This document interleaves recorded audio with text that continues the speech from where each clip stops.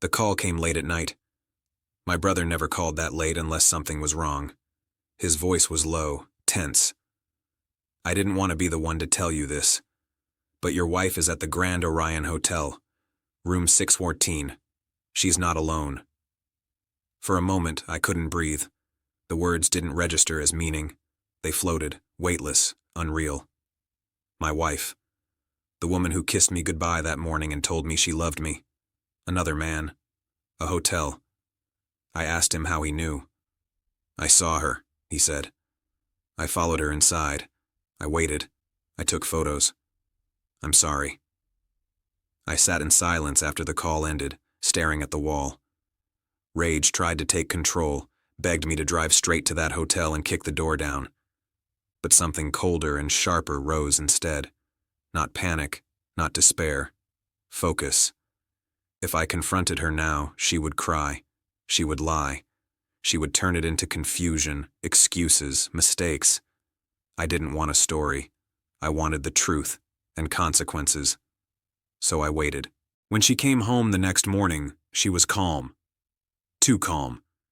She kissed my cheek, complained about traffic, talked about her late meeting. I watched her the way you watch a stranger wearing a familiar face. That night, I didn't sleep. I planned. Over the next 2 weeks, I became invisible. I smiled. I listened. I helped. I documented everything. Phone records, credit card statements, hotel bookings hidden as work expenses, messages she forgot to delete. Patterns formed quickly once I stopped trusting blindly. She wasn't careless. She was confident. Confident I would never question her. That was her mistake. I didn't tell anyone except my brother. I spoke to a lawyer quietly. I followed advice exactly.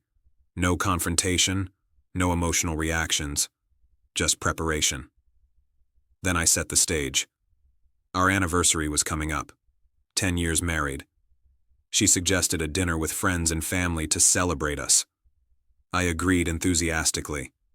I even thanked her for planning it. The night of the dinner, the house was full. Laughter, wine, speeches. Everyone praising our marriage, our bond, our loyalty. She sat beside me, hand on my knee, playing the perfect wife. After dessert, I stood up and tapped my glass. I just want to say something, I said, smiling, because honesty matters to me, especially in marriage. She squeezed my hand, unaware. I connected my phone to the TV. The first image appeared, a hotel receipt, then another, then photos, time-stamped, unmistakable. Her walking into the hotel, her kissing him in the elevator, her leaving the next morning. The room went silent. I didn't raise my voice. I didn't insult her. I simply spoke. This is my wife, I said calmly, and this is the truth. She stood up, shaking, crying, trying to explain. Her words tripped over each other. No one listened. There was nothing left to explain. I turned to her parents. You raised her. You deserve to know. I turned to our friends. You defended our marriage. You deserve honesty. Then I turned back to her. I knew for weeks, I said quietly. I wanted you comfortable, confident. I wanted you to believe you were safe. Her eyes filled with terror. I'm filing for divorce tomorrow, I continued. The paperwork is done.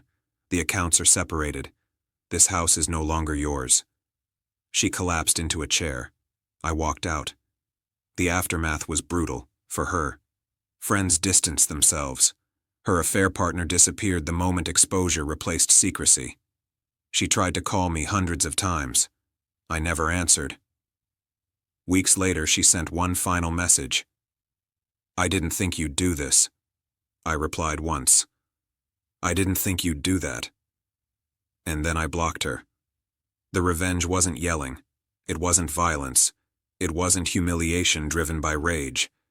It was patience, preparation, precision. She thought betrayal would be exciting. She didn't realize betrayal always comes with a bill, and I made sure she paid it.